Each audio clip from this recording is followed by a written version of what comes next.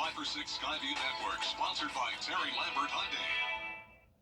Well, we've been ourselves a pretty nice day. Humidity relatively low, so the big story in the weather department is perhaps off the coast of Florida. Could this be something tropical in nature? We'll talk about that and find out where that may be headed. All Kevin Henry, 5 for 6 podcast. Right now on News Channel 6 at 6, overcrowding in the Webster Detention Center. How city leaders want to tackle the issue as your News at 6 starts now. Live from Television Park, this is WJBF News Channel 6 at 6.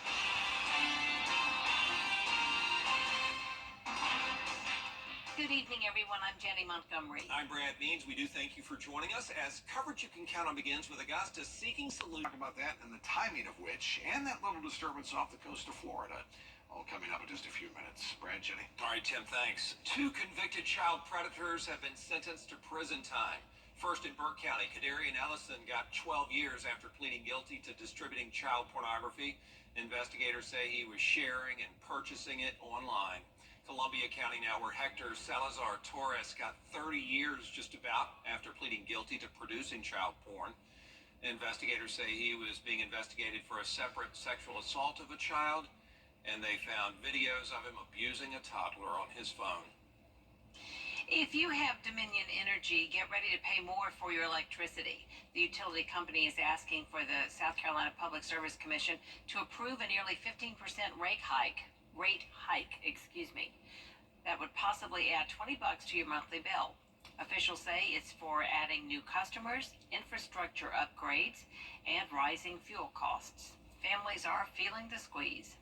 I mean, the monthly bills, we have food, utilities, car payments, insurance, all that kind of stuff. But, everything else increases as well. And so trying to make a utility a little bit cheaper might help out more than make it harder. New rates may start in September if approved. You can voice concerns by sending a letter to the Public Service Commission. That information is on our website, WJBF.com. Here we are at the time of year where local students really need help getting supplies for school. News Channel 6 teaming up once again with the United Way of the CSRA for the annual Stuff the Bus Drive. Graham Lee joining us live from SRP Park, one of 3 locations for this year's events. Graham? Well, we are continuing our partnership with United Way at WJBF News Channel 6 to help families in our area just get their kids ready for this upcoming school year and getting the school supplies they need. Now, United Way has been hosting the Stuff the Bus event for more than 12 years now, and over that period of time, it's been all about helping, once again, those parents and children getting the school supplies they need. We're collecting items like backpacks, pencils, paper, erasers, and crayons, you name it. We will have it. United Way tells me it's a great way to ease the financial burden on struggling families instead of our area. Especially as kids get older, they need wired earbuds, they need calculators, they need more expensive items, and those are unattainable for so many families. And so this event is one that helps meet those needs and helps fill that gap to ensure that all of our kids have the necessary supplies they need. So you can drop off supplies at Television Park until next Thursday, July 18th, and our location is 1336 Augusta West Parkway. You can see a lot of people are filing in the doors behind me for tonight's game at SRP Park.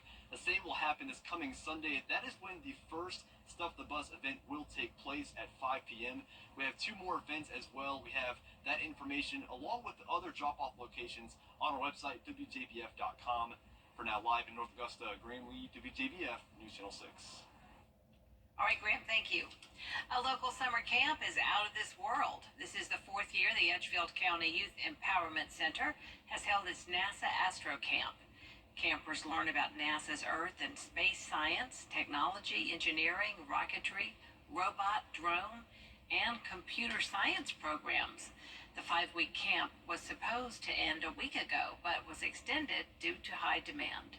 We know the STEM field is, it's very difficult for kids in the rural areas. So we decided to put our heads together and said we have to do something about it. There's a need, and we're always trying to meet a need.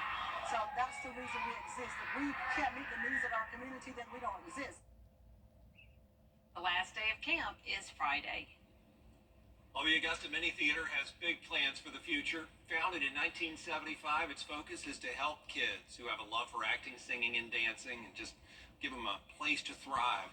They had a good fundraising campaign, and they're going to build a new 150-seat theater, and they hope to have a grand opening for it next October.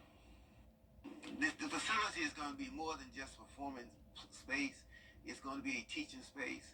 We'll be teaching what you call lighting and sound design, and students will run the show. They'll learn the backstage life of theater, of the arts.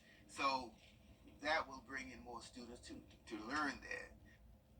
And next month, for the very first time, students from the Augusta Mini Theater will go to the International Black Theater Festival up in Winston-Salem, North Carolina, the youngest group to ever perform at that event. The Golden Harvest Food Bank is getting a helping hand from Doctors Hospital. Today, the healthcare facility gave the food bank 500 pounds of canned goods. This means even more meals can be provided for local families. The hospital CEO says the donations from the community canned food drive were better than expected. This is really important. It has become an annual tradition for our team as a part of our programs around diversity, equity, and inclusion to help make sure that we're focusing on community-wide nutrition and access to healthy food. Right now we're seeing 1 in 4 children in our service area and 1 in 7 individuals that are struggling with food insecurity. So we really need initiatives like this to come behind us and next to us in service to our community. Wyman says Golden Harvest loves their relationship with Doctors Hospital, their commitment to the community, and that every meal matters. Coming up on News Channel 6 at 6, more calls for President Biden.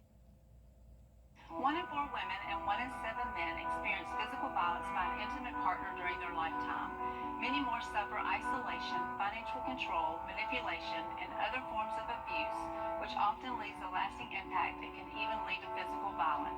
Serving 10 Georgia counties, Safe Homes provides emergency shelter, safety planning, counseling, support groups, assistance with protective orders, and more. All services are free and confidential. If you're experiencing abuse, you are not alone. Contact Safe Homes to learn more. Did I read?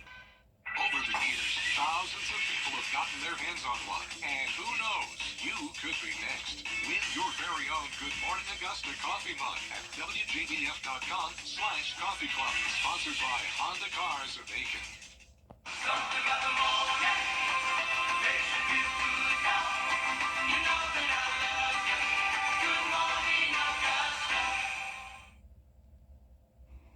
Little chance of rain tomorrow, temperature of 94, a little better chance for Friday, and then back to those scattered afternoon thunderstorms by the time we get to the weekend, which is good news because we can certainly use the rain. Yeah, definitely need that. Thank you, Tim. And that is our report for now. Thank you for watching. Back at 7 after World News Tonight. And we'll see you again for News Channel 6 at 11. Have a great evening.